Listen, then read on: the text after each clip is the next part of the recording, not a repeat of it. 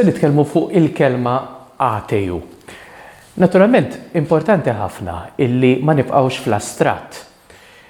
Qegħdin nitkellmu fuq persuni illi jistqarru li huma ateji, jiġifieri illi ma jemmnux f'Alla jew inkella jemmnu illi Alla ma jeżistix.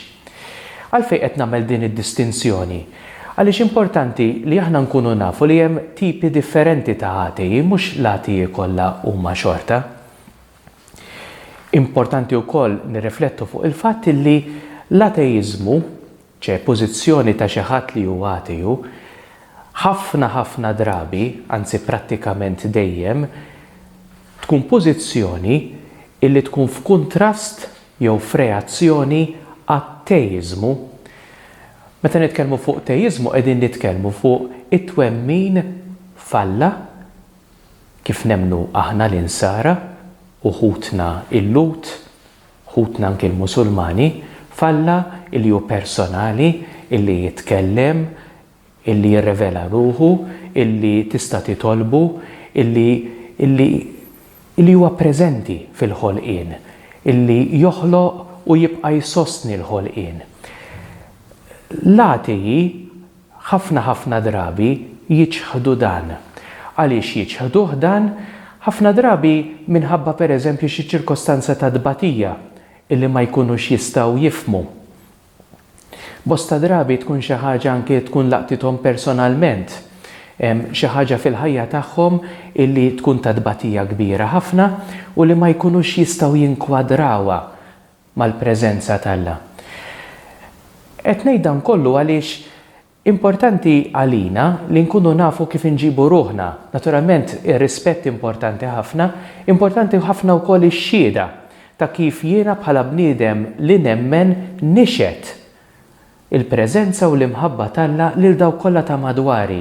Mingħajr ma biex ngħidlek nippriedka fis-sens ħażin tal-kelma, fis-sens mingħajr ma nuri li jiena naf ħafna u dak ma jaf xejn.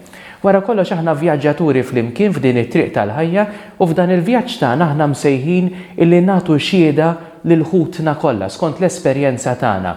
Fil-każ tiegħi, fil-każ tagħna, importanti ħafna fil-qalba ta' ħajti hemm l-esperjenza tiegħi ta' Alla. Importanti ħafna wkoll li nimxu ma' kull bniedem mod personali, ġifieri ma nistax jiena nindirizza lill-ateji kollha, imma qed nindirizza lil persuna skont l-esperjenza tiegħu jew tagħha u naqsam miegħu jew magħha l-esperjenza tiegħi. Ġifieri importanti ħafna li ma nħarsux lejn l-atejiżmu bħala sempliċement fenomenu, imma nħarsu lejn l-ateju jew l-ateja bħala persuna li wkoll qed tivvjaġġa fil-ħajja u qed tipprova tagħmel sens minn ħajjitha. Naturalment min hu ateju jew ateja ħafna drabi jagħmel is-sens minn ħajtu jew ħajjitha skont ma jidhirlu hu jew hi, jiġifieri jipprova jikkostruwixxi sens.